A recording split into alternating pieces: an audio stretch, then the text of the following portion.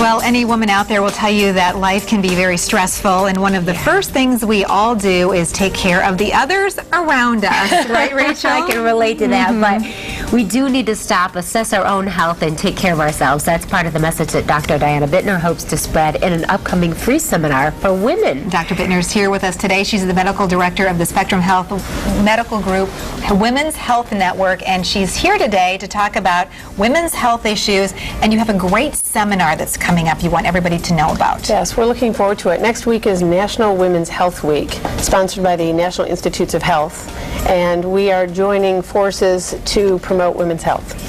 We'll be at the Calvin College Print Center next Monday night from 5 to 9. That's wonderful. Free seminar. Okay, this is a topic we can go on and on, so we'll try to stay focused here. Why don't we talk about menopause? Because that's going to affect or is affecting women who may be watching at this time. You know, I wondered, what is the difference between menopause and perimenopause? Well, menopause, what it actually means is that you've not had a period for over 12 months. So let's say you've gone through 6 months of no period and you think, oh, I'm here, I'm in menopause, and then you get another period, the clock starts all over again. So true menopause means you haven't had a period for over a year. And for most women, that's right around 52.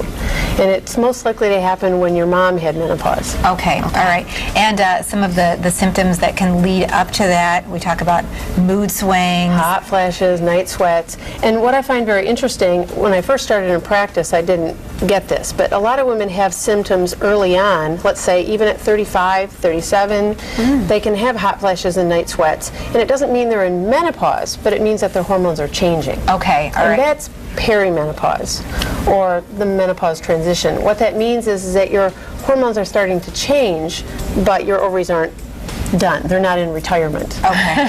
That's a nice way to put it. They're just not working as well. So you're still ovulating. You're still ovulating, but you don't maybe make an egg that's the same quality. Okay. And most women, I think, know that you might have a month where you know that you've made a good egg. You've got good hormone levels, but then you might have a month where you didn't make a good egg. You might get a little more acne, a menstrual migraine, a little spotting mid-cycle. Now, is there treatment for that too that you can get to kind of alleviate some of that? There's treatment. I truly think the number one treatment is knowledge.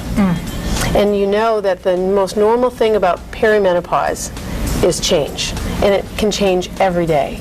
And it's not about, so many people come in and say, I want to know what my hormone level is. Say, it's not about a level, it's about the phase, and if you know what's going to happen in the phase. So knowledge is number one. Number two, a lot of women, if it's safe for them, will go back on the birth control pill during perimenopause, because then it evens everything out. And it actually has actual health benefits as well. Okay. Being on the pill can reduce your chance of ovary cancer, it can keep your cholesterol in a good range for longer, and it can just help with that quality of life. Okay. You know, it's interesting because it sounds like a lot of these issues are issues that, number one, you really want to have a great relationship with your doctor. You want to find somebody that you can openly, honestly discuss these issues and these changes that we're all going through. Do you think that's the first step? That's the first step, again, is knowing, and that's one thing I want to bring to this community is a comfort level with talking about issues that sometimes we're not comfortable talking about, and that we feel bad about. Low sex drive, low energy, poor sleeping. You know, we hate it when maybe we can keep it together at work, so we're feeling like, you know, we can perform well, but then when we get home, you know, we just let it go. I just got to put on my pajamas and climb into bed for 12 hours. Or, you know, that crazy time when kids' homework and trying to get everything done, and if you don't feel good, it's hard to keep it together and be the kind of mom you want to be. Okay, let's touch upon another subject, hormone supplementation. We hear a lot about this. You know, people saying, is it good, is it bad? What should I do, low doses, high doses? What's it for? Bottom line, I always tell my patients, I'm a safety girl. So the first is to understand what's safe. And there's certain people who shouldn't take hormone supplementation. For example, if you've got a history of a blood clot in your legs or lungs, if you have a strong family history of heart disease, it might not be safe for you. So the first thing is to understand, is it safe for you? And the second thing is to have a plan.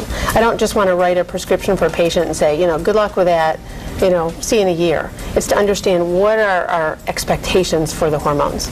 And number three is that a lot of times, and most times, insurance will cover hormone replacement therapy, and it's important to understand that we use hormones that are safe. We know that what the doses are. And there are many studies done for safe use of hormones. I think many people could learn from their own doctors what's possible. Also, to learn more, I've joined the North American Menopause Society, so I'm a certified menopause practitioner. And so a lot of people think that good advice on hormones has to be expensive or it can't be through your doctor, and truly it's helpful to find a menopause practitioner. That's fantastic. So we are going to be talking about a lot of these issues, of course, in depth, because we know that our viewers are so interested in hearing more information. We've got all of your information about your event coming up. Thank you so much, and maybe I should get you on my speed dial, because you know that's just around the corner for me. I tell you, great resource for people that are looking to have a lot of different questions answered. I know that it's open to people of all ages as well. The seminar is great, and our website, I think, is very helpful as well. Well, thanks for coming in. It's been very helpful. Right. We'll be right back. That's West.